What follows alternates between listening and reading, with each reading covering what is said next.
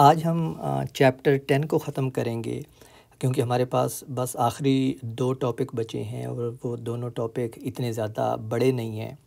उनमें से पहला जो है वो कंज़र्वेशन ऑफ एंगुलर मोमेंटम है और जो दूसरा है वो स्पिनिंग टॉप के रिलेटेड है।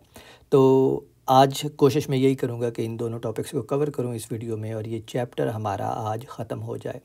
तो जो पहला टॉपिक है वो है कंज़र्वेशन ऑफ एंगुलर मोमेंटम, जिसको अगेन आपने अपनी कॉलेज की बुक में पढ़ा होगा, लेकिन मैं इसको बाकायदा प्रूफ करता हूँ और मैं प्रूफ करता हूँ इस स्टेटमेंट से स्टार्ट करके कि मैंने इस चैप्टर में आपको प्रूफ करवाया है शायद 2 लेक्चर्स पहले कि जब भी किसी ऑब्जेक्ट के ऊपर कोई एक्सटर्नल टार्क एक्ट करता है तो उसके एंगुलर मोमेंटम में चेंज आती है। यानी ये रिलेशन कोई भी ऑब्जेक्ट जो है जिसके ऊपर कोई एक्सटर्नल टार्क एक्ट कर रहा हो वो ये रिलेशन जो है इसको सेटिस्फाई करता है।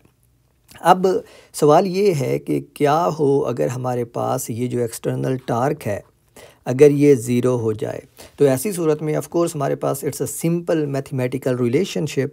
तो इसको हम लिख सकते हैं कि अगर एक्सटर्नल टार्क किसी ऑब्जेक्ट के ऊपर ज़ीरो है यानी बाहर से कोई टार्क एक्ट नहीं कर रहा, तो हमारे पास ये रिलेशन बनेगा dl divide by dt equals zero.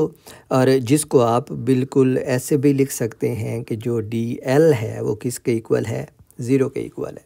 या फिर इसको आप फिर यूँ लिख सकते हैं कि हमारे पास जो एंगुलर मोमेंटम है l वो क्या है, किसी कांस्टेंट वैल्यू के बराबर है। और चूँकि अब ये कांस्टेंट वैल्यू के बराबर है तो इसका मतलब है कि अगर आपके पास कोई सिस्टम है जिसका कुछ एंगुलर मोमेंटम है और उसके बाद उस सिस्टम में कोई तब्दीली आती है जिससे उसका एंगुलर मोमेंटम चेंज हो जाता है, तो हमारे पास जो फाइनल एंगुलर मोमेंटम की वैल्यू आनी चाहिए वो भी कांस्टेंट आनी चाहिए और वो कांस्टेंट जो है वो इसके बराबर होना चाहिए। दूसरे अल्फाज में ये सिंपल स्टेटमेंट है कि जो इनिशियल एंगुलर मोमेंटम होगा किसी ऑब्जेक्ट का li वो किसके बराबर होना चाहिए, उस ऑब्जेक्ट के फाइनल एंगुलर मोमेंटम के बराबर होना चाहिए। यानी हमारे पास जो ये वाली स्टेटमेंट है total initial angular momentum is equal to the total final angular momentum, ये सेटिस्फाई होनी चाहिए। तो हमारे पास जो ये वाला अब एंगुलर मोमेंटम है this is final angular momentum of the object final angular momentum, और जो ये वाला मोमेंटम है लेफ़्ट साइड पे ये है इनिशियल एंगुलर मोमेंटम। और यही जो स्टेटमेंट है यही हमारे पास कंज़र्वेशन ऑफ एंगुलर मोमेंटम की स्टेटमेंट है। और अगर आप इसको अल्फाज में बयान करना चाहें तो इसकी डेफिनेशन यूँ बनती है when no external torque acts on a system, in that case the total initial angular momentum of the system is equal to the total final angular momentum। और इनिशियल और फाइनल एंगुलर मोमेंटम मैंने आपको बताया कि system में अगर कोई तब्दीली आती है उसके एंगुलर मोमेंटम में तो उसका कुछ ना कुछ इनिशियल एंगुलर मोमेंटम होगा और कुछ ना कुछ फाइनल एंगुलर मोमेंटम होगा। और वो इनिशियल और फाइनल एंगुलर मोमेंटम जो है किसी भी एक्सटर्नल टार्क की गैर मौजूदगी में बराबर होंगे, यानी जब किसी ऑब्जेक्ट के ऊपर कोई एक्सटर्नल टार्क ना लग रहा। और ये बिल्कुल वही चीज़ है जो आपने लीनियर मोमेंटम की कंजर्वेशन के केस में पढ़ा था कि अगर किसी सिस्टम के ऊपर कोई एक्सटर्नल फोर्स एक्ट नहीं करती, let me actually write that expression here. और हमने ये कहा था कि अगर हमारे पास कोई लीनियर सिस्टम हो और उसके ऊपर कोई एक्सटर्नल फोर्स यानी एफ एक्सटर्नल जो है ये अगर उसके ऊपर एक्ट ना करे तो हमारे पास क्या होता है, लीनियर मोमेंटम जो है उस सिस्टम का वो ज़ीरो के बराबर होता है। So this was simply from Newton's law for translational motion and this is Newton's second law for rotational motion. So this is law of conservation of momentum, angular momentum.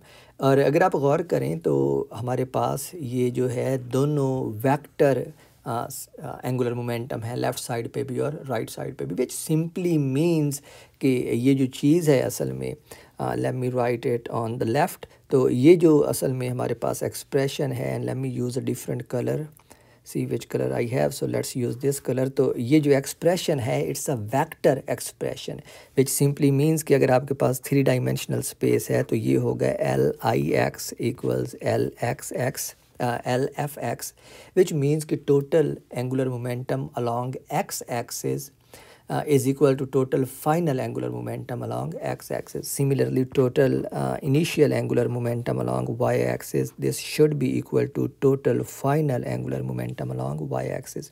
And finally, total initial angular momentum along z-axis, this should be equal to total final angular momentum along z-axis. So अगर आप 3 dimensional space की बात कर रहे हैं तो ये जो एक्सप्रेशन है this actually tells you 3 independent equations for conservation of angular momentum.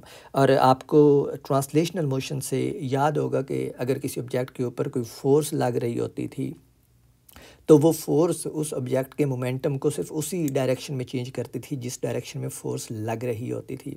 यहाँ पे भी हमारे पास यही सिनेरियो है कि अगर हमारे पास फ़र्ज़ करें कि किसी ऑब्जेक्ट के ऊपर एक्सटर्नल टार्क जो है वो एक्स और वाई एक्सेस की तरफ लग रहा है लेकिन एक्सटर्नल टार्क जो है वो जेड एक्सेस की तरफ ज़ीरो है, तो फिर हमारे पास इस एक्सप्रेशन की बजाय ये वाली एक्सप्रेशन जो है वो वैलिड होगी। यानी जिस एक्सेस के along total external torque zero होगा उसी एक्सेस के अलॉन्ग जो उसका एंगुलर मोमेंटम है ऑब्जेक्ट का वो कंजर्व होगा हमारे पास। अब हमने इस चैप्टर में एक और एक्सप्रेशन भी पढ़ी है एंगुलर मोमेंटम की, और वो एक्सप्रेशन थी जब हमने एंगुलर मोमेंटम को एंगुलर वेलोसिटी की फॉर्म में लिखा था, और वो एक्सप्रेशन ये वाली थी हमारे पास L Z = I ओमेगा। मैंने ये एक्सप्रेशन आपको प्रूव करवाई थी। अब फ़र्ज़ करें कि और इसमें आपको अगर भूल गए हैं आप तो मैं आपको याद करा दूं कि ये जो I है ये क्या होता है हमारे पास moment of inertia of the object. जो भी आप ऑब्जेक्ट कंसीडर कर रहे हैं ये उसका मोमेंट ऑफ इनर्शिया है, और ज़ाहिर है ये जो है हमारे पास LZ ये उसका एंगुलर मोमेंटम है, तो ये है Z component let me erase this, so this is Z component of angular momentum, और जो ओमेगा है ये उसकी जो भी ऑब्जेक्ट आप कंसीडर कर रहे हैं ये उसकी एंगुलर वेलोसिटी है। तो ये एक्सप्रेशन भी हम पहले देख चुके हैं। अब फ़र्ज़ करें कि हमारे पास जो सिस्टम है वो इनिशियली किसी ऐसी स्टेट में है कि उसका जो एंगुलर मोमेंटम है इनिशियल वो जेड एक्सिस के अलॉन्ग है, और फिर उसमें कुछ तब्दीली आती है उस सिस्टम में और उसका जो फाइनल एंगुलर मोमेंटम है वो चेंज हो जाता है किसी फाइनल वैल्यू में, लेकिन उसकी डायरेक्शन जो है वो सेम रहती है। What I am trying to say कि मैं ये कह रहा हूँ कि हमारे पास जो ये LZ है ना, अब ये किसी इनिशियल LIZ से किसी फाइनल LFZ में चला जाता है। तो इसका मतलब है अब कंजर्वेशन हमें ये बताती है कि ये जो LIZ है हमारे पास total initial angular momentum along Z axis, this should be equal to total final angular momentum along Z axis. और अब अगर हम इक्वेशन ये वाली यूज़ करें जो ऊपर हमने लिखी है, जो रिलेशन हम पहले प्रूफ करके आए हैं इस चैप्टर में, तो ये हमारे पास बन जाएगा I initial omega initial equals I final omega final, and this is very important relation. ये रिलेशनशिप अगर आप देखें तो ये रिलेशनशिप जो है ये 4 डिफरेंट क्वांटिटीज़ के दरमियान है, और वो 4 क्वांटिटीज़ जो हैं वो हैं हमारे पास initial moment of inertia, initial angular velocity उस ऑब्जेक्ट की जो भी हम कंसीडर कर रहे हैं, उस ऑब्जेक्ट का अगर उसके एंगुलर मोमेंटम में कुछ चेंज आती है तो फिर उसका final moment of inertia multiplied by final angular velocity. अब मैंने कहा कि उसके एंगुलर मोमेंटम में अगर चेंज आती है तो ऑफ कोर्स आप देख सकते हैं इस एक्सप्रेशन से कि एंगुलर मोमेंटम में चेंज कैसे आ सकती है। एंगुलर मोमेंटम यहाँ पे हमने लिखा है product of angular velocity end moment of inertia, तो इसका मतलब है कि इन दोनों में से अगर कोई एक चीज़ भी चेंज होती है तो इसका मतलब है कि उस ऑब्जेक्ट के एंगुलर मोमेंटम में तब्दीली आ रही है। तो इसका सिंपली मतलब ये है कि अगर उस ऑब्जेक्ट का मोमेंट ऑफ इनर्शिया चेंज होता है या फिर उसकी एंगुलर वेलोसिटी चेंज होती है तो उसके एंगुलर मोमेंटम में चेंज आएगी, और उस चेंज के नतीजे में हमारे पास ये जो कंजर्वेशन लॉ है LI = LF, इस बार हम उसको Z एक्सिस के अलॉन्ग अप्लाई कर रहे हैं तो वो जो है वो वैलिड होगा। अब अगर आपको याद हो तो ये जो हमारे पास मोमेंट ऑफ इनर्शिया है I, इसकी जो जनरल फॉर्म होती है वो होती है alpha m/r²।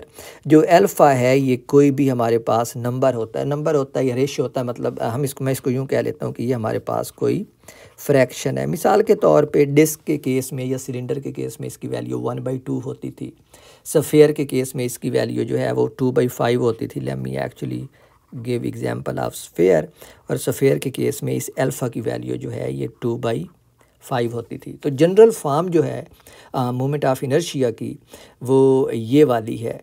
Late me use my pen again. तो जो जनरल फॉर्म है मोमेंट ऑफ इनर्शिया की वो ये वाली है।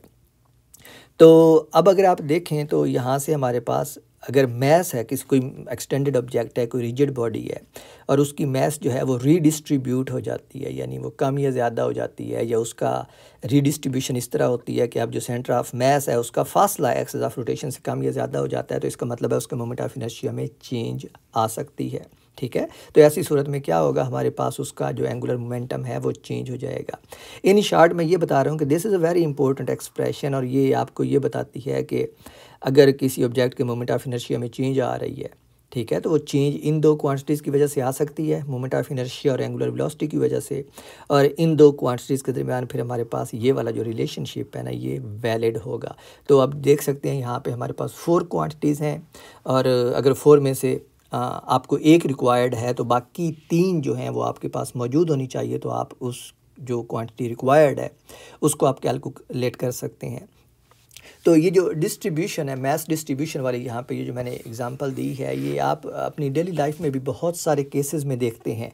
मिसाल के तौर पे इसकी एक एग्जांपल जो है वो स्पिनिंग स्केटर है। Let me actually copy the picture from the book.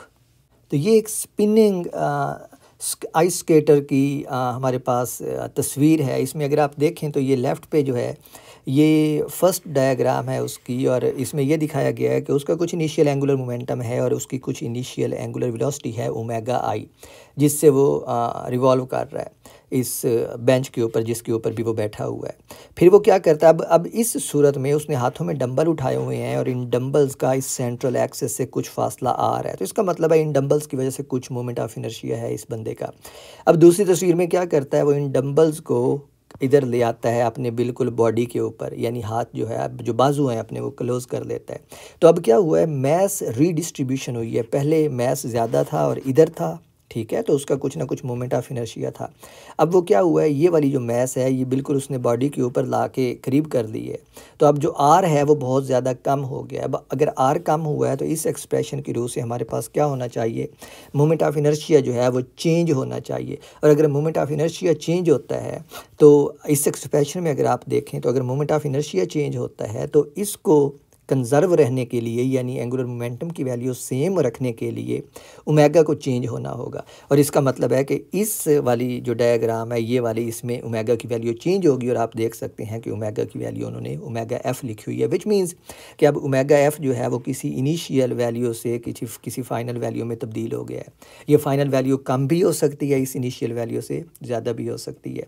ये एक एग्जाम्पल है। इसके अलावा भी आपको बहुत सारी एग्जाम्पल्स मिलती हैं। Let me actually quote one more example, और वो एग्जाम्पल जो है, let me actually just explain it here. वो एग्जाम्पल जो है वो ये स्प्रिंग बोर्ड डाइवर की है, ठीक है। इसमें आप देख सकते हैं कि ये हमारे पास स्प्रिंग बोर्ड है। इस तरह के काम आपने देखे होंगे जो स्विमर होते हैं वो करते हैं स्विमिंग पूल्स के ऊपर। तो ये एक उन्होंने खातून दिखाई है, वो कहते हैं कि अगर ये सिंपली जंप करे और मूव ना करे तो ये इस तरह की मोशन परफॉर्म करते हुए चली जाएगी। और आप देख सकते हैं कि उसकी बॉडी पोजीशन जो है उन्होंने मुख्तलिफ़ जगहों पे दिखाई हुई है, और इन जगहों पे हम देख सकते हैं कि जो बॉडी है वो सिंपली जो उसका सेंटर ऑफ मैस है जहाँ पे जो दिखाया हुआ है इन्होंने, जहाँ पे ये डॉट लगा हुआ है, ये सिंपली मूव करता है। लेकिन अगर आप इस नीचे वाली डायग्राम में देखें तो इसमें क्या करती है, इधर से मूव करके जब वो इस पोजीशन में आती है लड़की, तो वो अपने बाजू यानी शोल्डर्स और अपनी टांगों को करीब ले आती है, जिसकी वजह से क्या होता है, उसकी मैस जो बॉडी की मैस है उसकी रीडिस्ट्रीब्यूशन होती है और उसकी जो एंगुलर वेलोसिटी है वो चेंज हो जाती है। और उसके नतीजे में अब क्या होगा कि जैसे उसने यहाँ पे पहले किया था कि सिंपली बिना किसी चक्कर खाए वो गई थी, इस पॉइंट तक पहुँची थी, अब इस सिनेरियो में चूँकि उसकी फाइनल वेलोसिटी चेंज हो गई है तो अब वो घूमती हुई जाएगी, यानी कलाबाजियाँ खाते हुए जाएगी। और आप इन 3 तस्वीरों में देख सकते हैं कि अब वो रिवॉल्व करते हुए जा रही है। So it adds more to aesthetics. उसको मतलब अगर एक स्प्रिंग बोर्ड डाइवर ऐसा करेगा तो वो देखने वाले को खूबसूरत लगेगा, कलाबाजियाँ खाता हुआ जाएगा। And this is also another example of angular momentum. बिल्कुल इस एक्सप्रेशन की जो एक्सप्रेशन मैंने यहाँ पे लिखी है, ये वाली एक्सप्रेशन बिल्कुल इसी एक्सप्रेशन के मुताबिक ये हो रहा है। अब मैं इस एक्सप्रेशन के रिलेटेड आपको एक एग्जांपल भी देना चाहता हूँ। ऑफ कोर्स एक न्यूमेरिकल प्रॉब्लम सॉल्व करना चाहता हूँ, छोटा सा न्यूमेरिकल प्रॉब्लम है। लेकिन उससे पहले मैं एक लम्हे के लिए आपको ये बताना चाहता हूँ कि बाईसाइकिल जब आप चलाते हैं, मैं बाईसाइकिल की एग्जांपल दे रहा हूँ, वैसे तो मोटरसाइकिल भी इसी की एग्जांपल है और बाकी भी जितनी भी ऑब्जेक्ट्स में स्टेबिलिटी होती है वो इसी की एग्जांपल है। लेकिन मैं आपको बाईसाइकिल की एग्जांपल दे रहा हूँ और जो टॉपिक मैं यहाँ पे डिस्कस करना चाह रहा हूँ वो है स्टेबिलिटी ऑफ स्पिनिंग ऑब्जेक्ट्स। कि जब ऑब्जेक्ट्स जो हैं वो स्पिन कर रहे होते हैं तो उनकी जो स्टेबिलिटी है, यानी वो स्टेबल रहेंगे या नहीं रहेंगे, वो किस चीज़ के ऊपर डिपेंड करती है, उसको मैं थोड़ा सा 3-4 मिनट के लिए डिस्कस करना चाहता हूँ। तो ये है हमारे पास स्टेबिलिटी ऑफ स्पिनिंग ऑब्जेक्ट्स, ये हमारे पास टॉपिक है। अब आपको याद होगा कि इस चैप्टर में शुरू के लेक्चर में, शायद पहले या दूसरे लेक्चर में, I guess it was second lecture, उस लेक्चर में मैंने आपको बताया था कि जब एक्सटर्नल टार्क या एक्सटर्नल फोर्स किसी ऑब्जेक्ट के ऊपर एक्ट करती है तो वो उसकी मैग्नीट्यूड भी चेंज कर सकती है मोमेंटम की, या फिर मोमेंटम या एंगुलर मोमेंटम। अगर एक्सटर्नल फोर्स लग रही है तो वो लीनियर मोमेंटम की मैग्नीट्यूड चेंज करेगी या डायरेक्शन चेंज करेगी, और अगर एक्सटर्नल टार्क एक्ट कर रहा है तो वो एंगुलर मोमेंटम की मैग्नीट्यूड चेंज करेगी या direction. And let me now, I have my notes, तो मैं आपको ऊपर जाके शो कर सकता हूँ कि ये बात मैंने कहाँ पे की थी। So these are all the lecture notes, और इस लेक्चर में ये रहा, इस लेक्चर में मैंने बात की थी। तो ये वो सिनेरियो है जिसमें मैंने आपको दिखाया था कि अगर कोई ऑब्जेक्ट मोमेंटम p से मूव कर रहा है और इस मोमेंटम के पैरेलल डायरेक्शन में कोई फोर्स लगे तो वो उसकी मैग्नीट्यूड को तो चेंज कर देगी, उसकी डायरेक्शन को चेंज नहीं करेगी। फिर मैंने कहा था कि अगर फोर्स जो है वो परपेंडिकुलर लगती है तो वो उसकी डायरेक्शन को चेंज करेगी लेकिन मैग्नीट्यूड को चेंज नहीं करेगी। And same was the scenario in case of angular momentum. यहाँ पे मैंने आपको बताया था कि अगर टार्क जो है वो उसी डायरेक्शन में एक्ट करता है जिस डायरेक्शन में उसका एंगुलर मोमेंटम है, तो वो उसकी मैग्नीट्यूड को चेंज करेगा, डायरेक्शन चेंज नहीं करेगा। और इस डायग्राम में मैंने आपको समझाया था कि अगर टार्क जो है वो एंगुलर मोमेंटम की डायरेक्शन के परपेंडिकुलर एक्ट करता है तो फिर वो उसकी डायरेक्शन को चेंज करता है, मैग्नीट्यूड को चेंज नहीं करता। इसी चीज़ को अब मैं नीचे दोबारा लिख के इस से स्टेबिलिटी को एक्सप्लेन करने जा रहा हूँ। और स्टेबिलिटी जो है वो उसी वक्त ख़तरे में पड़ती है जब फोर्स जो है वो ऑब्जेक्ट की डायरेक्शन को चेंज करती है। मिसाल के तौर पे अगर हमारे पास ये ऑब्जेक्ट है और इसका कुछ लीनियर मोमेंटम है p, ठीक है, और इसके ऊपर एक फोर्स लगती है इस डायरेक्शन में और ये इस डायरेक्शन में इसके मोमेंटम को चेंज करती है डेल्टा p। तो अब जो उस ऑब्जेक्ट की, लेट मी चेंज कलर, तो इस ऑब्जेक्ट की अब जो फाइनल डायरेक्शन बनेगी मोमेंटम की, जितना भी मोमेंटम बनता है, let's call it pt, which of course will be the sum of p plus delta p। तो ये अब उसका टोटल मोमेंटम है इस फोर्स के नतीजे में जो उस मोमेंटम की डायरेक्शन चेंज हुई है। अब सवाल ये है कि कितनी डायरेक्शन चेंज हुई है, और वो हम देख सकते हैं इस एंगल से, ठीक है, कि ये एंगल जो है, अगर ये एंगल फाई हो तो ये एंगल बताता है कि कितनी डायरेक्शन चेंज हुई है। और यहाँ पे चूँकि ये एक राइट एंगल ट्राई है तो हम फाई को कैलकुलेट कर सकते हैं। It would simply be tan inverse delta p divide by p। तो इतनी डायरेक्शन उसकी चेंज आएगी, ठीक है। और यहाँ पे हम देख सकते हैं कि जो उसकी ओरिजिनल जिस मोमेंटम से वो मूव कर रहा था, ये जितना ज़्यादा होगा फाई में तब्दीली उतनी कम आएगी। इसकी फ़िज़िकल मीनिंग क्या बनता है इसका, कि जितना मोमेंटम ज़्यादा होगा उसकी फाई में तब्दीली उसकी डायरेक्शन में तब्दीली है, ठीक है।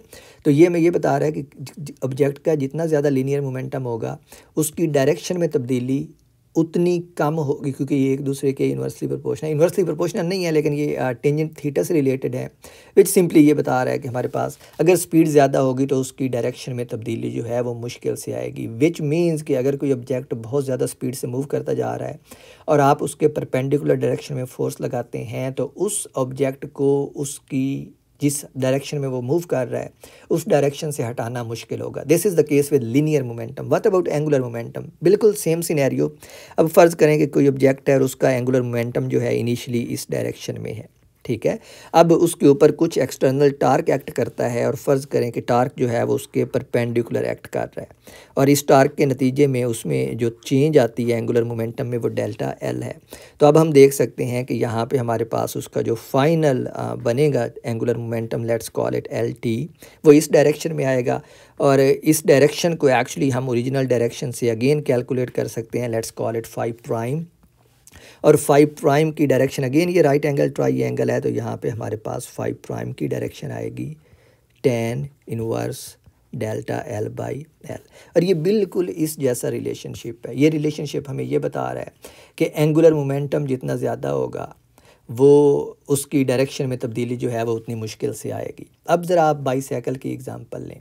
बाईसाइकिल जब तेज़ आप चला रहे होते हैं तो आप देखते हैं वो बहुत ज़्यादा स्टेबल होता है, वो गिरता नहीं है, ठीक है। लेकिन जब आप उसको बहुत कम स्पीड से चलाते हैं, यानी उसकी एंगुलर स्पीड जो है वो बहुत कम हो जाती है, तो बाईसाइकिल गिरने लगता है। तो इसका मतलब है कि वो जो स्टेबिलिटी है बाईसाइकिल की, उसका ताल्लुक कहीं ना कहीं हमारे पास इस एंगुलर मोमेंटम से है। और ये रिलेशन हमें ये बताता है कि ये जो हमारे पास तब्दीली है डेल्टा की, ये वाली, ये डिपेंड करती है उस ऑब्जेक्ट के एंगुलर मोमेंटम के ऊपर। और एंगुलर मोमेंटम एंगुलर वेलोसिटी के ऊपर डिपेंड करता है, विच मीन्स कि उसकी एंगुलर स्पीड जितनी ज़्यादा होगी या जितना तेज़ी से आप बाईसाइकिल को चलाएंगे, उसकी डायरेक्शन को चेंज करना उतना ही मुश्किल होगा, यानी वो स्टेबल हालत में होगा। ये रिलेशनशिप सिंपली हमें ये बताता है कि बाईसाइकिल जो है वो स्टेबिलिटी की हालत में होगा अगर आप उसको तेज़ तेज़ चला रहे हैं, विच मीन्स कि उसकी एंगुलर मोमेंटम की मैग्नीट्यूड ज़्यादा है, और उसकी स्टेबिलिटी कम होगी अगर उसके एंगुलर मोमेंटम की मैग्नीट्यूड कम है, विच मीन्स कि अगर आप उसको बहुत स्लो चला रहे हैं। यानी अगर आप इस फार्मूला में इस राइट साइड के अंदर एंगुलर मोमेंटम की वैल्यू जो है वो बहुत ज़्यादा हो इस डेल्टा एल के मुकाबले में, तो tan थीटा जो है ये आपको बहुत कम वैल्यू देगा, विच मीन्स कि जो फाई है उसकी वैल्यू कम आएगी, विच मीन्स कि ये एंगल जो है इसकी वैल्यू कम आएगी। और इसका मतलब ये है कि आप उस ऑब्जेक्ट को यानी बाईसाइकिल को गिरा नहीं सकते। गिरता कब है? जब उसकी डायरेक्शन चेंज होती है, ठीक है। तो इसका सिंपली ये हमें ये बताती है स्टेबिलिटी के बारे में। ये सिंपल सा रिलेशनशिप जो हम पहले पढ़ चुके हैं कि एंगुलर मोमेंटम किसी ऑब्जेक्ट का जितना ज़्यादा होगा वो उतना ज़्यादा स्टेबल होगा। This is about stability. Now let me quickly solve one example for you. और ये बहुत फेमस एग्जांपल है, ये इंटरनेशनल एग्ज़ाम्स में भी, फिज़िक्स के एग्ज़ाम्स में आई होती है। जब मैंने ये एग्ज़ाम दिया था तो तब भी ये आई हुई थी एग्ज़ाम्पल, और वो एग्ज़ाम्पल जो है वो इस फार्मूला को यूज़ करके हमने सॉल्व करनी है। It's a very easy simple example, but it just tells you कि कैसे हम इसको यूज़ करते हैं। ये एग्ज़ाम्पल है, ये असल में अगेन HRK की किताब का सैम्पल प्रॉब्लम 10.5 है। और इसकी स्टेटमेंट ये है, स्टेटमेंट मैं आपको एक्सप्लेन कर देता हूँ, आप इसको पढ़ सकते हैं। और वो स्टेटमेंट ये है कि ये हमारे पास एक डिस्क है जो किसी एंगुलर वेलोसिटी ओमेगा आई से रोटेट कर रही है, और उसके बाद ये हमारे पास दो बिल्कुल उसी तरह की और डिस्क्स हैं, और ये दो डिस्क्स इस पहले वाली डिस्क के ऊपर गिराई जाती हैं, और ये तीनों जो हैं एक सिस्टम बन के इकट्ठे अगेन किसी फाइनल वेलोसिटी ओमेगा एफ से मूव करना स्टार्ट कर देता है। सवाल ये है कि हमने इस फाइनल वेलोसिटी ओमेगा एफ को कैलकुलेट करना है। So what we need to do is to calculate omega F. So we need omega F. और जो ऊपर रिलेशनशिप आपको मैंने प्रूफ करवाया है वो था omega I equals I F final moment of inertia times omega F. और यहाँ से आप ओमेगा एफ जो है वो देख सकते हैं कि इसके इक्वल आता है initial moment of inertia divide by final moment of inertia times initial angular velocity.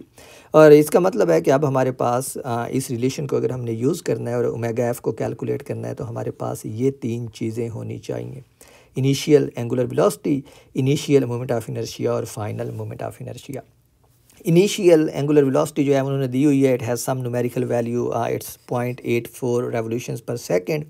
और मोमेंट ऑफ इनर्शिया जो है, चूँकि ये डिस्क है तो डिस्क का जो मोमेंट ऑफ इनर्शिया का फार्मूला होता है, let me write it here, वो होता है हमारे पास 1/2 mr²। और उन्होंने इन डिस्क्स के मैसेज भी दी हुई हैं, रेडियस भी दिए हुए हैं। So I am not gonna calculate the numeric value, I am just gonna tell you how to do such kind of problems. Okay, so चूँकि इनिशियली हमारे पास ये एक ही डिस्क है तो इसका मतलब है इसका इनिशियल जो मोमेंट ऑफ इनर्शिया है वो हमारे पास क्या है, इसी को मैं आई कह लेता हूँ, और ये 1/2 mr²। अब देखिए फाइनल केस में क्या हो रहा है, हमारे पास डिस्क जो हैं वो एक से क्या हो गई हैं, 3 हो गई हैं। इसका मतलब है कि जो फाइनल मोमेंट ऑफ इनर्शिया है हमारे पास आई एफ, वो क्या हो जाएगा अब 3 times moment of inertia of one disc which is 1/2 mr²। तो ये बन जाएगा 3/2 mr²। तो हमारे पास initial angular moment initial moment of inertia भी आ गया है, फाइनल मोमेंट ऑफ इनर्शिया भी आ गया है। तो हम यहाँ से फ़ौरन से जो फाइनल एंगुलर वेलोसिटी है उसको कैलकुलेट कर सकते हैं। और अगर ये वैल्यू अगर हम सब्सटीट्यूट करें तो हमारे पास जो ओमेगा एफ़ आता है वो आता है 1/3 ओमेगा आई। और ओमेगा आई जो है वो दिया हुआ है 0.84 रेवोल्यूशंस पर सेकंड, तो आप उसको 3 पे डिवाइड करेंगे तो ये आएगा हमारे पास 0.28 रेवोल्यूशंस पर सेकंड। तो ये आपके पास फाइनल एंगुलर स्पीड या एंगुलर वेलोसिटी आ जाएगी। एंगुलर स्पीड और एंगुलर वेलोसिटी में उसको इंटरचेंजेबली कह रहा हूँ बिकॉज वी नो कि जो उसकी डायरेक्शन है वो जेड एक्सिस के रॉन्ग है। तो जो चीज़ यहाँ पे रह जाती है कैलकुलेट करने वाली वो मैग्नीट्यूड रह जाती है। आप चाहें तो उसको एंगुलर स्पीड कह लें, चाहें तो उसको एंगुलर वेलोसिटी कह लें। तो जो फाइनल उसकी स्पीड है वो क्या हो गई है, 3 गुना कम हो गई है। So it has become, so finally जब सिस्टम जो है इस कन्फिगरेशन में आएगा तो वो कम स्पीड से रोटेट कर रहा होगा। अब मैं रोटेट कह रहा हूँ because the system is rotating, तो उसकी एंगुलर स्पीड जो है वो कम हो जाएगी, 1/3 हो जाएगी। तो this was it from angular momentum. और मैंने आपको प्रॉमिस किया था लेक्चर के स्टार्ट में कि मैं 2 टॉपिक आज कवर करूँगा, और दूसरा जो है वो स्पिनिंग टॉप का टॉपिक है। और स्पिनिंग टॉप जो है ये बहुत ही इम्पोर्टेंट टॉपिक है क्लासिकल मैकेनिक्स में। इस केस में इसको हम न्यूटोनियन मैकेनिक्स की फॉर्म में देख रहे हैं।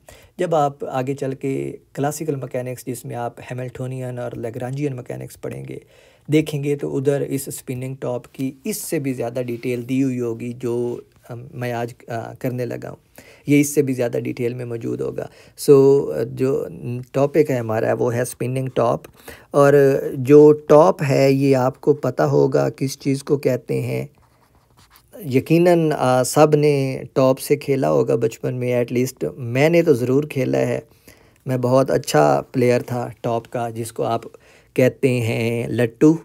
तो ये बनता है हमारे पास उर्दू में घूमता हुआ लट्टू, ठीक है। तो सवाल ये है कि जब लट्टू घूमता है तो उसकी जो मोशन है वो किस तरह की मोशन है उसको हमने स्टडी करना है।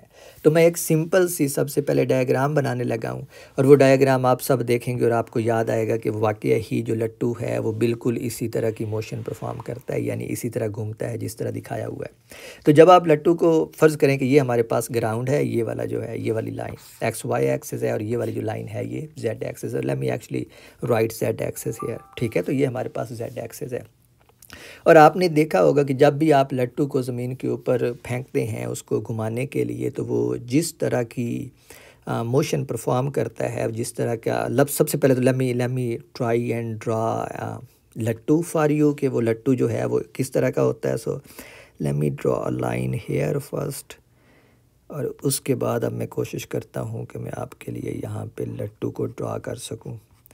तो दिस इज़ समथिंग जिस शेप का ये टॉप होता है, ये लट्टू होता है। मैं लट्टू इसको बार बार कह रहा हूँ, it just looks, it sounds good, क्योंकि हम सब इससे बचपन में खेले हुए हैं, तो it kind of sounds good. अब देखिए मैंने यहाँ पे एक ये सेंट्रल लाइन भी बनाई है, ये वाली, ये लट्टू का अपना एक्सिस है, ठीक है। ये स्पिनिंग टॉप का अपना एक्सिस है। ये वाला जो एक्सिस है ना, ये एक्सिस ग्राउंड के परपेंडिकुलर है। अब यहाँ पे हो यूँ रहा है कि मैं आपको ये बता रहा हूँ कि जो ये लट्टू है ये इधर सीधा नहीं घूमता, बल्कि ये इस डायरेक्शन में घूम रहा होता है। यानी अगर मैं इसका एक सर्कल बनाऊँ इस एरो को लेके, तो जो लट्टू की मोशन की डायरेक्शन होती है वो कुछ इस तरह की होती है। Let's see, okay, this is really bad, I want to make something like a circle. So उसकी जो मोशन होती है वो इस तरह की होती है। I hope this is good. No, this is not good. One more try, hope it works. Okay, it's not working, I will keep trying. तो जो लट्टू की मोशन होती है वो इस तरह की होती है। This was not going to work. Let's make it here. No luck today, final try. Okay, तो I really wanted to make it, but जो लट्टू की मोशन होगी, जो ये मोशन परफॉर्म करेगा हमारे पास, हमारा ये एरो, वो कुछ इस तरह की मोशन परफॉर्म करेगा। यानी आप देखेंगे कि ये जो एरो है, ये वाला एरो, ये इस तरह का एक सर्कल ट्रेस करता है इस सेंट्रल Z एक्सिस के अराउंड। ये बातें मैं आपको बता नहीं रहा, अगर आज भी आप मार्केट से जाके इस लट्टू को ख़रीदें और उसके साथ खेलें तो आपको वो इस तरह की मोशन परफॉर्म करता नज़र आएगा। यहाँ पे जो इम्पोर्टेंट चीज़ है बताने वाली वो ये है कि ये जो एक्सेस है ना, जो लट्टू के सेंटर से गुजरता है, ये उसका लट्टू का अपना एक्सेस ऑफ रोटेशन है, विच सिंपली मीन्स कि जो लट्टू के एंगुलर मोमेंटम की डायरेक्शन है वो ये वाली है, ठीक है। और अब आप देख सकते हैं कि जो एंगुलर मोमेंटम की डायरेक्शन है वो जेड एक्सिस के पैरेलल नहीं है और इसलिए ये लट्टू की मोशन इम्पोर्टेंट है। अब मैंने ये दायरा लगा दिया है आपके लिए ये वाला कि लट्टू जो है जब घूमेगा तो ये इस सेंट्रल जेड एक्सिस के अराउंड यूं घूमता है, तो ये वाला जो सर्कुलर पाथ है ये ट्रेस करता है। ये जो पाथ है ना, इसको प्रीसेशन कहते हैं फिज़िक्स की ज़ुबान में। ये जो पाथ वो ट्रेस करता है ये वाला, इसको कहते हैं प्रीसेशन, ठीक है। और चूँकि ये सर्कुलर पाथ है तो इसका मतलब है कि ये किसी न किसी स्पीड से, यहाँ पे एंगुलर स्पीड है जिसको आप प्रीसेशनल फ्रीक्वेंसी कहेंगे, उससे मूव करता है। तो असल में यहाँ पे मैं इस प्रीसेशन फ्रीक्वेंसी की एक्सप्रेशन देखना चाहता हूँ। ये प्रीसेशन फ्रीक्वेंसी जो है ये आपको बताती है कि जो लट्टू है वो कितनी स्पीड से इस सेंट्रल जेड एक्सिस के अराउंड घूम रहा है। इसको हम कहते हैं ओमेगा पी और ये प्रीसेशन फ्रीक्वेंसी है और ये वो चीज़ है जो हम ड्राइव करना चाहते हैं। तो इसको हम कैसे ड्राइव करें? सबसे पहले तो ये है कि हमने ये देखना है कि इस सिचुएशन में इस लट्टू के ऊपर कोई फोर्स एक्ट कर रही है। अब चूँकि हमारे पास एंगुलर मोमेंटम है सिस्टम के अंदर, तो एक बात तो तय है कि इसके ऊपर कोई ना कोई फोर्स एक्ट कर रही है। यहाँ पे मैं फोर्स का नाम यूज़ कर रहा हूँ, बट आपको पता है कि मोशन जो है वो रोटेशनल है, तो असल में यहाँ पे इसके ऊपर टार्क एक्ट कर रहा है। अब सवाल ये है कि वो कौन सा टार्क है, कि अगर टार्क एक्ट कर रहा है इस लट्टू के ऊपर तो टार्क जो है वो कौन सा है, यहाँ पे कौन सी फोर्स टार्क प्रोड्यूस कर रही है। और उसके लिए अब मैं क्या करता हूँ, इस वाली डायग्राम को दोबारा से ड्रा करता हूँ और दोबारा से मैं इसको ड्रा करता हूँ इसकी अब फ्री बॉडी डायग्राम। तो अगेन हमारे पास हमारा जेड एक्सिस है हेयर, ये रहा ग्राउंड और ये रहा जेड एक्सिस, और जेड एक्सिस के ऊपर अब हम बना सकते हैं एक ये मोशन जो जिस रास्ते के ऊपर प्रीसेशन फ्रीक्वेंसी मूव करती है। देखें अब कितना जल्दी से खूबसूरत सा बन गया है। तो ये वो है अब हमारे पास पाथ जिसके ऊपर लट्टू जो है वो मूव करता है, यानी ये वाला पाथ जो यहाँ पे मैंने बनाने की कोशिश की थी। तो ये उसका प्रीसेशन फ्रीक्वेंसी का पाथ है, यानी इस पाथ के ऊपर जो एंगुलर मोमेंटम है वो जेड एक्सिस के राउंड रोटेट करता है। अब अगर मैं लट्टू की सारी मैस को यहाँ पे दिखाऊं, let me draw another line, और अगर मैं लट्टू की सारी मैस को यहाँ पे ज़ाहिर करूँ तो ये उसका डिस्टेंस है एक्सिस ऑफ रोटेशन से, ठीक है। और ये मैस है और मैस जो है वो डाउनवर्ड डायरेक्शन में हमें क्या देगी, वेट देगी। तो ग्रेविटी की वजह से एक टार्क एक्ट कर रहा है इस लट्टू के ऊपर, और जो एंगुलर मोमेंटम की डायरेक्शन है वो ये वाली है, क्योंकि मैंने इसको आपको दिखाया था ऊपर यहाँ पे कि जो टार्क का जो इस लट्टू का अपना एक्सिस है वो इस डायरेक्शन में है और यही उसके एंगुलर मोमेंटम की डायरेक्शन है। तो इस डायग्राम में भी जो एंगुलर मोमेंटम की डायरेक्शन है वो ये वाली है जिस एरो से मैंने ज़ाहिर किया है। और अब आप चूँकि ये वाला जो फासला है ये उसका आर है, मोमेंट आर्म है, तो अब आप यहाँ से देख सकते हैं आर क्रॉस एफ लेके टार्क कैलकुलेट कर सकते हैं कि और वो टार्क जो ये वाला एंगुलर मोमेंटम प्रोड्यूस कर रहा है। तो ये है हमारे पास आर क्रॉस एफ जी, और एफ जी जो है ये है हमारे पास वेट उस ऑब्जेक्ट का, तो ये बन जाएगा आर क्रॉस एम जी। और अगर आप चाहें तो यहाँ पे हमारे पास जो टार्क की मैग्नीट्यूड आएगी वो बनेगी एम जी साइन थीटा, और साथ में हमारे पास आर भी आएगा क्योंकि आर उसका मोमेंट आर्म है। तो हमारे पास जो टार्क बनेगा, जो टार्क ये वाला एंगुलर मोमेंटम प्रोड्यूस कर रहा है वो है हमारे पास M G R sine theta, और थीटा जो है वो ये वाला एंगल है, यहाँ पे ये वाला एंगल जो जेड एक्सिस के साथ ये एंगुलर मोमेंटम बनाता है। तो अब हमारे पास टार्क की वैल्यू आ गई है, उसकी मैग्नीट्यूड आ गई है, वो टार्क जो इस लट्टू के अंदर ये एंगुलर मोमेंटम एल प्रोड्यूस कर रहा है।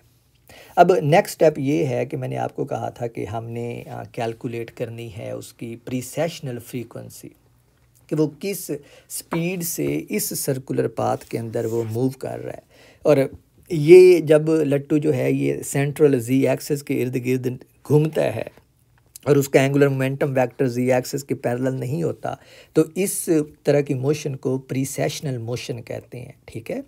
और हम ये कहते हैं कि लट्टू जो है वो प्रीसेशनल मोशन परफॉर्म कर रहा है, जो सिंपली ये हमें बता रही होती है कि उसका जो एंगुलर मोमेंटम है वो जेड एक्सिस के लॉन्ग नहीं है, बल्कि वो जेड एक्सिस के राउंड रोटेट कर रहा है, इस तरह के वो एक सर्कुलर पाथ बना रहा है।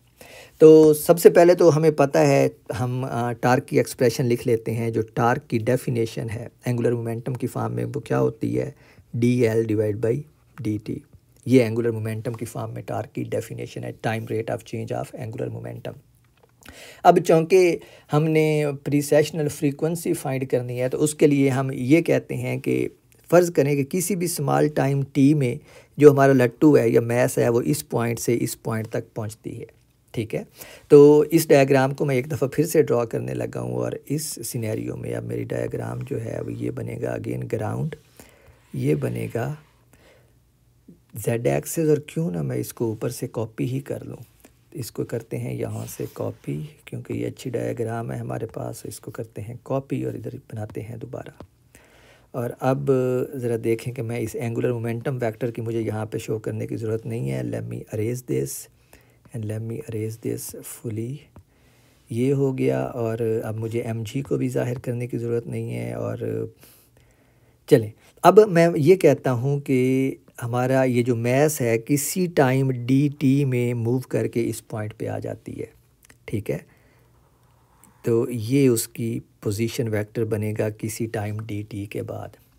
अब एक बात और नोट करें कि हमारे पास अगर मैं इस सेंटर से मैयर करूं, ये जो सर्कुलर पार्ट ट्रेस करता है लट्टू, इसके सेंटर से मैयर करूं, तो ये वाला जो फासला है ना, ये वाला फासला मेरे पास L साइन थीटा बनता है, क्योंकि ये जो डायरेक्शन है मेरे पास ये एंगुलर मोमेंटम की डायरेक्शन है और ये उसके सामने वाला परपेंडिकुलर कंपोनेंट है। तो ये जो मेरे पास बनता है साइड, ये मेरे पास बनती है, जिसको आप इस सर्कल का रेडियस भी कह सकते हैं, ये है L साइन थीटा, ठीक है। और इसका मतलब है कि एंगुलर मोमेंटम अब इधर से मूव करके इधर आया है, तो जो चेंज उसमें आई है, ये वाली चेंज, ये हमारे पास डेल्टा L है। ये वाली जो चेंज है ये हमारे पास डेल्टा L है। तो अगर ये वाली मैग्नीट्यूड जो थी हमारे पास ये L थी एंगुलर मोमेंटम की, तो अब इधर क्या हो गई है हमारे पास L प्लस डेल्टा L, क्योंकि उसमें डेल्टा L जो है वो चेंज आई है। अब यहाँ पे मैं इस वाले L साइन थीटा को मिटा रहा हूँ और मैं ये देख रहा हूँ कि इसी टाइम डेल्टा t में हमारा ये जो रेडियस वेक्टर है वो अब किधर आ गया है, इस पॉइंट के ऊपर आ गया है। और चूँकि ये रेडियस वेक्टर है और रेडियस वेक्टर मैंने आपको बताया कि L साइन थीटा के बराबर था, तो ये भी साइन थीटा होगा और ये भी L साइन थीटा होगा, क्योंकि ये रेडियस वेक्टर है और रेडियस तो सर्कल का चेंज नहीं होता, ठीक है। और अब अगर आप देखें तो ये जो हमारे पास सेंट्रल एंगल बन रहा है ये वाला, इस एंगल को मैं अब कहता हूँ d फाई। ये चेंज आई है, जितना मतलब जितना एंगल रेडियस वेक्टर मूव किया है ये उसमें चेंज आई है। तो इसमें मैंने सिनेरियो ये किया है कि मैं एंगुलर मोमेंटम में जो चेंज आई है ना किसी टाइम डेल्टा t में, उसको कैलकुलेट करना चाह रहा था। और एंगुलर मोमेंटम में जो चेंज आई है वो ये वाली चेंज आई है। पहले हमारे पास एंगुलर मोमेंटम वेक्टर ये था, किसी टाइम dt के बाद उसकी अब जो एंगुलर मोमेंटम वेक्टर है वो ये बन गया है। तो ये वाली जो है ना ये डेल्टा L उसमें चेंज आई है। और ये वेक्टर और ये वेक्टर ये सिंपली रेडियस वेक्टर हैं और दोनों रेडियस वेक्टर जो हैं वो सेम है, तो इसलिए वो L साइन थीटा के बराबर हैं। अब अगर आप थोड़ा सा गौर करें इसके ऊपर, तो हमारे पास जो ये वाली छोटी सी रेक्टेंगल बन रही है, इसको अगर मैं रीड्रॉ करूं तो ये वाली जो रेक्टेंगल है ये हमारे पास कुछ इस तरह बन रही है। ये हमारे पास था L साइन थीटा, इस सर्कल का रेडियस वेक्टर। ये हमारे पास था अगेन R जो उसका L साइन थीटा था, क्योंकि रेडियस वेक्टर तो चेंज नहीं होता। और ये जो चेंज आई थी उसमें, इसको हमने कहा था डेल्टा L। तो ये वाली जो हमारे पास ट्राई एंगल है इसको मैंने यहाँ ड्रा कर लिया है। और अब चूँकि ये ट्राई एंगल जो है हमारे पास इस बड़े सर्कल का एक छोटा सा हिस्सा था, तो ये जो डेल्टा L है ना ये असल में उसकी आर्क लेंथ है। और अब अगर ये एंगल जो है जिसको मैंने डी फाई डिफ़ाइन किया था, अगर ये एंगल बहुत समाल है तो ये आर्क लेंथ जो है ये बहुत समाल होगी, इतनी समाल कि इसको सिंपली हम इस लाइन डेल्टा एल के बराबर कह सकते हैं। और अब ये हमारे पास सिंपली वो जो रिलेशन है एस इक्वल्स आर थीटा, जिसको आप हाई स्कूल से पढ़ते आए हैं, एस इक्वल्स आर थीटा, इस केस में हमारे पास जो आर है वो फाई हमने डिफ़ाइन किया, तो ये आर फाई बन जाएगा और डी एस जो है ये क्या बन जाएगा, आर टाइम्स डी फाई। और यहाँ से हम डी फाई की वैल्यू ले सकते हैं D S divide by R, ठीक है। और डी एस जो है वो डेल्टा एल के बराबर है, ये आर्क लेंथ है, तो हमारे पास जो डी फाई बनेगा ये बनेगा arc length delta L divide by R जो है वो एल साइन थीटा के बराबर है। तो ये हमारे पास डी फाई की वैल्यू आ गई है। अब सवाल ये है कि मैंने डी फाई की वैल्यू क्यों कैलकुलेट की है। तो हमें पता है कि जब आप फ्रीक्वेंसी डिफ़ाइन करते हैं, एंगुलर फ्रीक्वेंसी, तो वो क्या होती है, D phi by D T, जिसको आप कहते हैं time rate of change of angular position. तो हमारे पास डी फाई भी आ गया और डी टी भी आ गया, तो ये हमारे पास बन जाएगा डी फाई जो कि है delta L divide by D T जो है डेल्टा टी, वो वैसे ही आ जाएगा और साथ में एल साइन थीटा भी वैसे ही आ जाएगा। और अगर आप गौर करें तो ये जो delta L divide by delta T है ये बिल्कुल हमारे पास यहाँ पे देखें मैंने इसको डिफ़ाइन किया था डी एल और डी टी जो है उसकी फॉर्म में, और ये टार्क के बराबर है। बाय द वे डी और डेल्टा में फ़र्क ये है कि जो डी है वो कंटिन्यूस चेंज को रिप्रेजेंट करता है, डेल्टा जो है वो बहुत स्मॉल चेंज को रिप्रेजेंट करता है। Basically they are the same things. हमें जस्ट इसकी लिमिट लेनी होती है, ये जो डेल्टा है इसकी लिमिट ले लें कि टाइम इंटरवल बहुत स्मॉल है तो वो कंटिन्यूस चेंज बन जाती है, but besides this they are same thing. तो इसका मतलब है कि delta L by delta T जो है वो टार्क है और डिवाइड बाई हमारे पास एल साइन थीटा जो है वो वैसे ही आ जाएगा। तो हमने प्रीसेशनल फ्रीक्वेंसी जो कैलकुलेट करने के लिए हम चले थे स्टार्ट में वो कैलकुलेट कर ली है। और प्रीसेशनल फ्रीक्वेंसी हमने कैसे कैलकुलेट की है, हमने सिर्फ ये देखा है कि कितना वो टाइम लेता है इस पॉइंट से इस पॉइंट तक मूव करने के लिए। बाकी हमने सिंपली ट्रिग्नोमेट्री यूज़ की है, बेसिक हाई स्कूल की जो मैथमेटिक्स है उसके आर्गूमेंट्स यूज़ किए हैं और हमने प्रीसेशनल फ्रीक्वेंसी कैलकुलेट कर ली है। और अब अगर आप एक स्टेप और देखें इस फार्मूला को, तो जो टार्क है उसको हमने उसकी मैग्नीट्यूड शुरू में हमने कैलकुलेट की थी और उसकी मैग्नीट्यूड ये थी इस पॉइंट के ऊपर कि ये M G R sine theta के बराबर होता है। तो अगर यहाँ पे इसमें हम अगर टार्क की वैल्यू सब्सटीट्यूट कर देते हैं तो ओमेगा पी बनेगा M G R sine theta divided by L sine theta, और साइन थीटा कैंसिल हो जाएगा तो हमारे पास ओमेगा पी जो है वो आता है M G R divide by L. और ये फाइनल फॉर्म है प्रीसेशनल फ्रीक्वेंसी के फार्मूला की। और अब सवाल ये है कि हमने प्रीसेशनल फ्रीक्वेंसी का फार्मूला ड्राइव तो कर लिया, ये फिज़िकली हमें बताता क्या है, क्योंकि this is the main thing which we always want to know कि हमने अगर किसी सिस्टम को मैथमेटिकली सॉल्व किया तो हमें वो फिज़िकली क्या बता रहा है। तो इट्स प्रीटी स्ट्रेट फॉरवर्ड। अगर आप देखें तो ये जो प्रीसेशनल फ्रीक्वेंसी है वो एंगुलर मोमेंटम की मैग्नीट्यूड के इन्वर्सली प्रोपोर्शनल है, जो सिंपली हमें ये बताता है कि एंगुलर मोमेंटम जो है वो जितना ज़्यादा होगा प्रीसेशनल फ्रीक्वेंसी उतनी कम होगी। दूसरे अल्फाज में कोई ऑब्जेक्ट जो है वो जितना ज़्यादा स्पीड से मूव कर रहा होगा उसकी प्रीसेशनल फ्रीक्वेंसी उतनी कम होगी, उसमें प्रीसेशन जो है वो उतनी कम होगी। और यही वजह है कि लट्टू जब आप खेलते हैं और इनिशियली शुरू में जब वो फुल स्पीड से रोटेट कर रहा होता है, फिर फुल एंगुलर स्पीड से घूम रहा होता है, तो उसके एंगुलर मोमेंटम की वैल्यू ज़्यादा होती है, विच सिंपली मीन्स कि एंगुलर मोमेंटम जो है वो जेड एक्सिस के पैरेलल होता है, ठीक है, और उसमें प्रीसेशन जो है वो कम होती है। लेकिन जैसे जैसे उसके एंगुलर मोमेंटम में कमी आती जाती है उसकी प्रीसेशन जो है वो बढ़ती जाती है, यानी ये सर्कल जो है वो बढ़ता जाता है, यानी वो वॉबल करने लगता है। और इवेंचुअली क्या होता है, जब एंगुलर मोमेंटम बहुत कम हो जाता है तो वो वॉबलिंग इतनी बढ़ जाती है कि वो एक तरफ गिर जाता है। अब अगर आप अपने बचपन में खेला है लट्टू के साथ और उसकी मोशन को आप अपने माइंड में लाए तो ये सारी जो लट्टू की मोशन है वो यहाँ पे एक्सप्लेन हो रही है कि कैसे वो शुरू में बहुत तेज़ तेज़ घूमता है, फिर उसमें वॉबलिंग आती है और इवेंचुअली वो क्या होता है, गिर जाता है। This is all you need to know for that, ये उसकी फ़िज़िक्स है। अब फाइनली इस प्रीसेशन फ्रीक्वेंसी को आप वेक्टर फॉर्म में भी लिख सकते हैं और उसको मैं लिखने लगा हूँ इस तरह से कि अगर आप क्रॉस मल्टीप्लाई करें तो ये हमारे पास बनेगा omega P times L equals mgr, और दोनों साइड्स को अगर आप साइन थीटा से मल्टीप्लाई कर दें तो ये omega P L sine theta equals mgr sign theta. और mgr साइन थीटा हम पहले ही देख चुके हैं कि ये टार्क है, ठीक है। और omega P L sine theta क्या हमारे पास आता है, omega P cross L.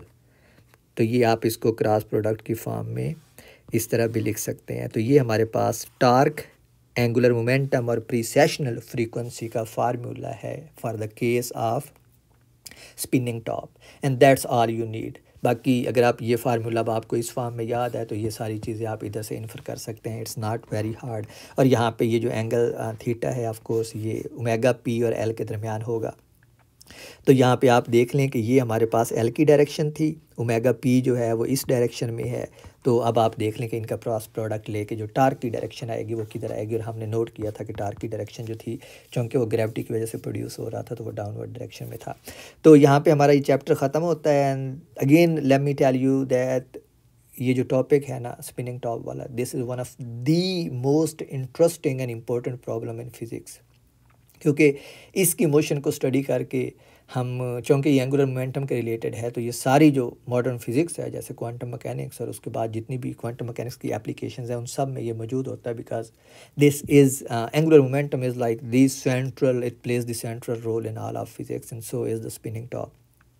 Chapter यहाँ पे ख़त्म होता है एंड होपफुली हम जल्द ही नेक्स्ट चैप्टर को स्टार्ट करेंगे। और तब तक के लिए अल्लाह हाफिज़।